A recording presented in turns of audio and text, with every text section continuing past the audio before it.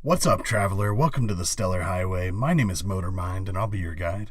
Spectacular Spider-Man 307 is here. If you saw my review for issue 306, that was like one of the best things I had read from Spider-Man, or really any place, for a long time. I just kind of lost my mind over it. This issue feels like a bit of a disappointment compared to that one. But this is really just the denouement, or the resolution. This is kind of wrapping things up. We had all the epic fight scenes and stuff in the last issue. Issue just exists to kind of like let us down easy and kind of wrap things up. And as endings go, as conclusions go, this is a little speedy. Things are wrapped up pretty quickly. But, you know, it's a solid conclusion. I like where this landed. Basically, at the end of the last issue, Peter had gotten powered up by the Vadam technology. He was taking on the Tinkerer in this mechanized suit, and his spider senses are like amped up to 1,000, so he's like feeling danger everywhere. So he's zigging when he should zag, and he's taking some hits.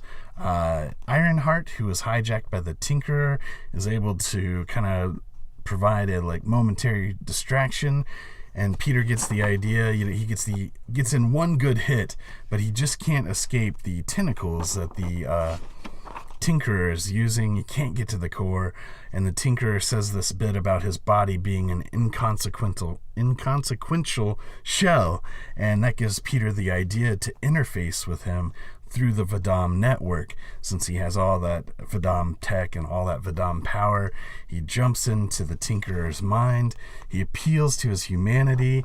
He says, the Tinkerer says, "I hate people. People have ruined everything for me. I felt like we needed a reboot. I felt like the human race needed a hard reboot, and that would make it better.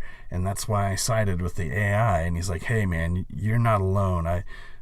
People have been awful to me too." And basically, they jump inside each other's heads for a moment, and Peter, feels a lot of sympathy for the guy. He has lost family. He's lost a son. He feels his pain. But the Tinkerer is just like blown away by everything Peter has had to endure. It really makes him regret what he's done. And he says, "Hey, Tinkerer, stay with the Vadam if that's what you feel like you need to do, but try to guide them to a more peaceful path. If they need to liberate AI, that's great, but keep them from killing the people who enslaved the AI." And I thought that was just a solid idea. It would be neat to see him go with them and maybe, grow as a character, grow as a person, and maybe make those guys into some kind of ally. But Peter thanks Ironheart for the help, and it sort of distracts her just long enough to jump into the core. The Vadam tech protects him from the heat of the core just long enough for the all clear signal to be sent for them to mission accomplish and abandon the planet. And I'm going to skip a page or two for copyright reasons. But Peter is able to escape the ship, but he's totally spent. He's free falling, and he's saved by Teresa thanks to her falcon wings. And the next day they're kind of discussing meeting Aunt May. They're so glad they found each other. But Teresa leaves Peter at the door. She says, "I've done some bad things. I've stolen from, agencies. I've stolen from governments. I have to turn myself in. I have to make this right. And I don't want to meet Aunt May just to be, ripped away by S.H.I.E.L.D. or some other agency and sent to jail. That's not fair to you. It's not fair to Aunt May. So I'm going to go turn myself in." And Aunt May says, "Peter, where's your friend?" And Peter just says, she had some things to take care of, and I can't wait for you to meet her. So I thought that was kind of neat. That was kind of noble of her. Teresa seems pretty likable. She doesn't have a big, bombastic, memorable personality like Peter does, but she seems to have a solid foundation. I'd be happy to see her come back.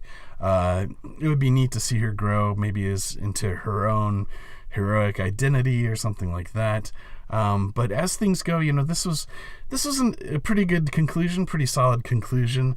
And like I said, I kind of jumped in at the end of this story arc and just really enjoyed it. 308 looks to be starting a new story arc, and I'm glad to be here at the beginning of the new story arc. I'll definitely be continuing to read this. I think that Zdarsky has a great Spider-Man thing going. I'm really enjoying it. But let me know what you thought in the comments below. That's it for our look at Spectacular Spider-Man 307. Let me know what you thought of this book. Let me know what you thought of the story arc as a whole. Are you reading this? Are you enjoying it? Are you excited to see what Zdarsky does next? I know I am. I'll be picking up 308 as soon as it comes out. Don't forget to like, comment, subscribe, ring the bell, all that usual YouTube stuff, and I will see you next time on the Stellar Highway.